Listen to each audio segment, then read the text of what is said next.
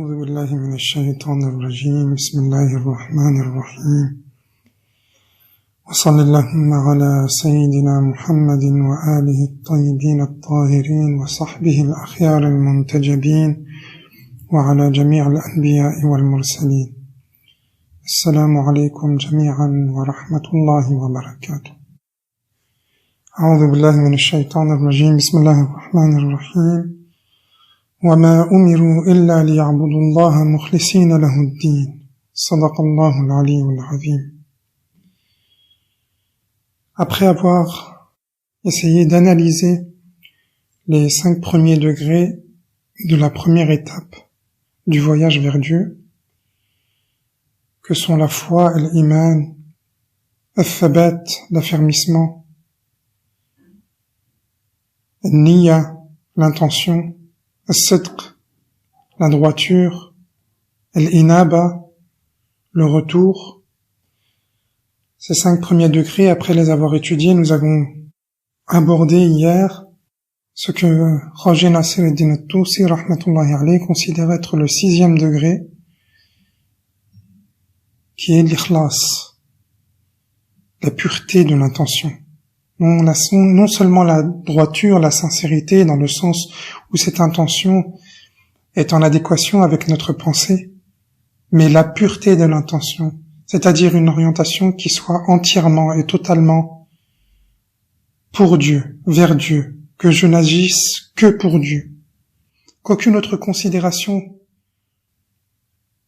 n'entre dans ma volonté d'agir, que chaque fois que je souhaite faire quelque chose, que je veuille faire quelque chose, je le veuille toujours dans l'intention de satisfaire Dieu et de me rapprocher de lui. وَمَا أُمِرُوا إِلَّا لِيَعْبُدُوا اللَّهَ مُخْلِصِينَ لَهُ الدِّينَ. Dieu nous dit que la seule chose qui nous a enjoint de faire, c'est de l'adorer. Mais pas n'importe comment. L'adorer, ce n'est que l'adorer en lui, vouant un culte exclusif. Si jamais nous l'adorons et que nous adorons autre chose que lui, en même temps que nous l'adorons lui, alors nous ne l'adorons pas. On se ment à nous-mêmes. En réalité, comme le dit en commentaire un des professeurs de Qom, Sayyid Yazdan Pana, on pourrait considérer qu'il y a face à l'intention pure 3 catégories de personnes. Soit nous ne savons pas que notre intention est impure, je dis bien impure, c'est-à-dire elle est souillée d'autre chose que de Dieu. Notre intention est mélangée. En même temps que nous intentionnons de faire les choses pour Dieu, nous intentionnons de les faire pour autre que Dieu.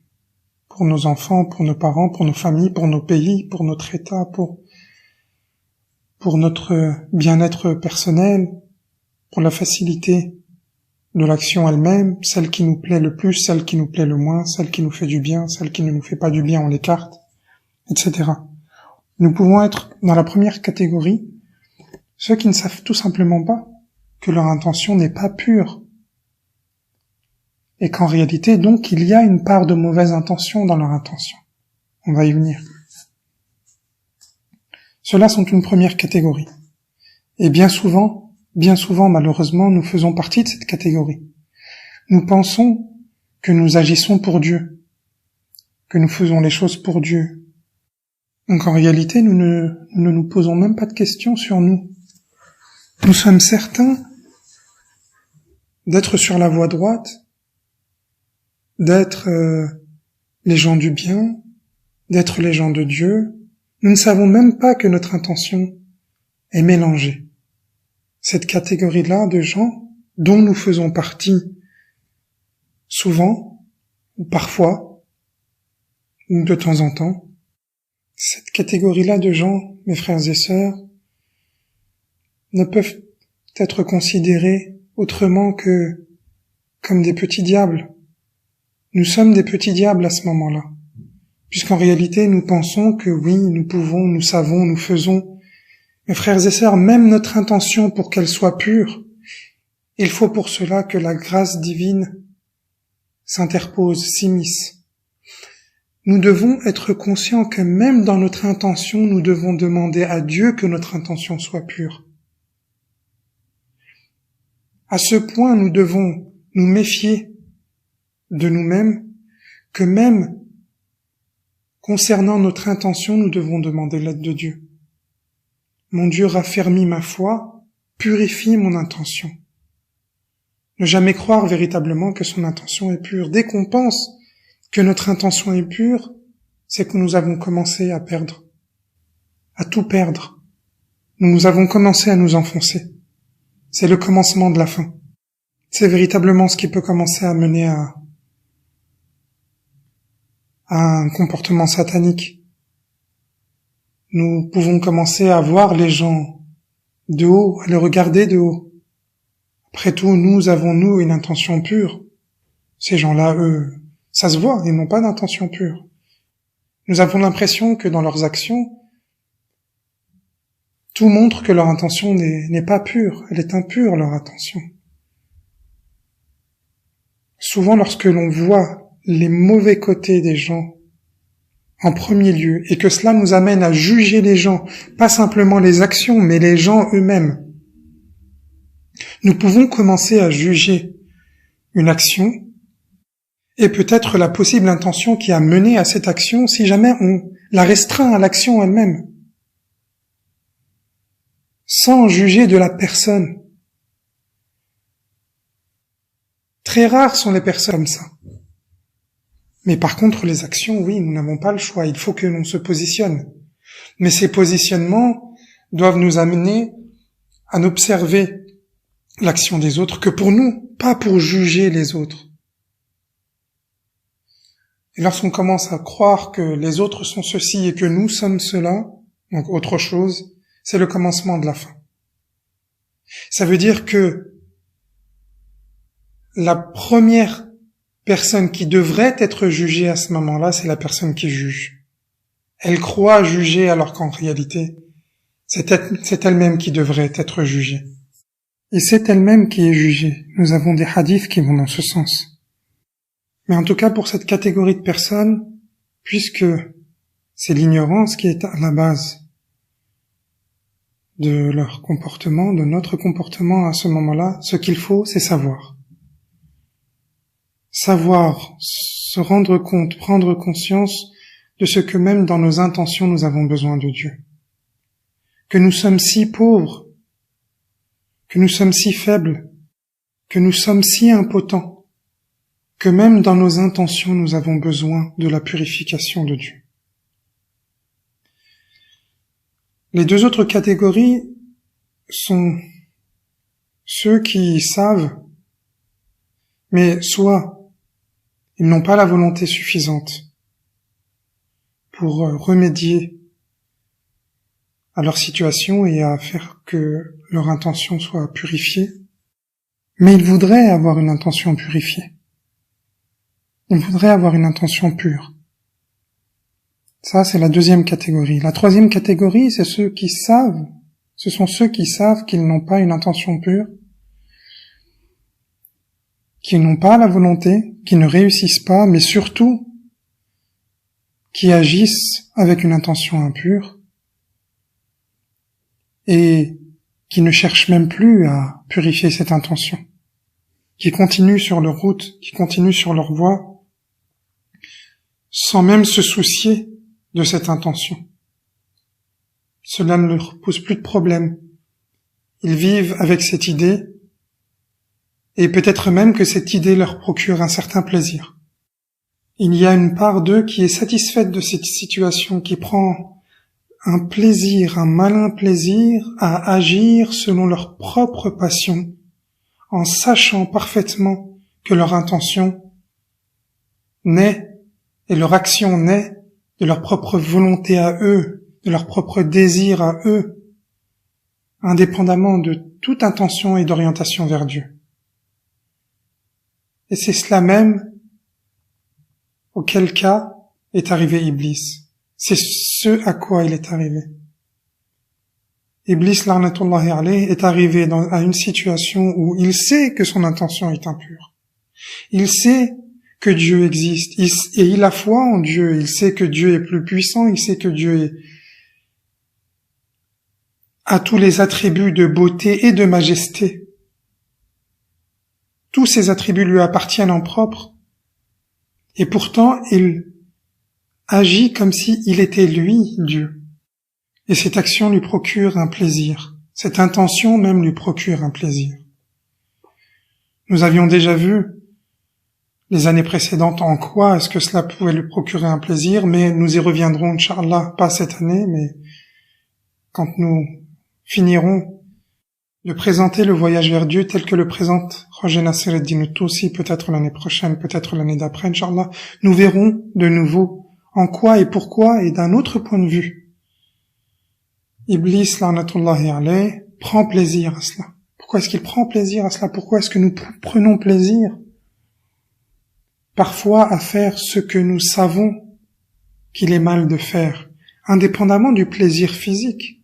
Je parle bien d'un plaisir intérieur, le plaisir de satisfaire un ego, le plaisir de satisfaire une orientation qui n'est que personnelle, qui n'est en rien orientée vers un bien quelconque.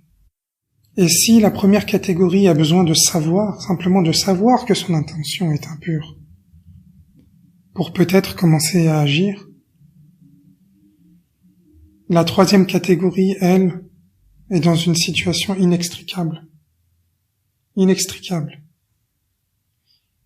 Il ne faut pas arriver à cette situation. Il ne faut pas arriver à cette situation. Nous verrons comment nous pouvons ne pas arriver à cette situation. Il ne faut pas que cette disposition d'esprit, cette disposition d'âme devienne une faculté. Cela nous arrive à tous, mais il ne faut pas que ça devienne une faculté. Dans telle ou telle situation, il nous arrive d'être, malheureusement, des soldats d'Iblis, la'natullahi alayh. Mais il ne faut pas que cela devienne une habitude, une faculté. Il faut autant que faire se peut s'éloigner de cela. Il faut autant que faire se peut purifier nos intentions. Et pour ça, il faut se rendre compte, mes frères et sœurs, à quel point le shirk, l'associationnisme en français, le fait d'associer à Dieu un autre Dieu que l'on s'est soi-même représenté, et que ce Dieu, en premier lieu, c'est nous-mêmes. Ce faux Dieu que nous inventons et que nous associons au vrai Dieu, c'est nous-mêmes. Pour se rendre compte à quel point ce shirk, cet associationnisme peut être fin, subtil, invisible, nous pensons que nous agissons pour Dieu, mais nous agissons pour nous-mêmes. Nous nous sommes mis à la place de Dieu. Roger Nasser el-Din Tousi, rahmatullahi alayh, prend un hadith du prophète, de Muhammad, sallallahu alayhi wa sallam, Allahumma salli ala Muhammadin wa ala Muhammad. Et mes frères et sœurs, écoutez ce hadith. Le prophète Muhammad, sallallahu alayhi wa sallam, ou en tout cas il nous est rapporté que le prophète Muhammad, sallallahu alayhi wa sallam, dit « Niyatu shirki fi ummati أخفى من دبيب النملة السوداء على الصخرة الصماء في الليلة الظلماء. Subhanallah.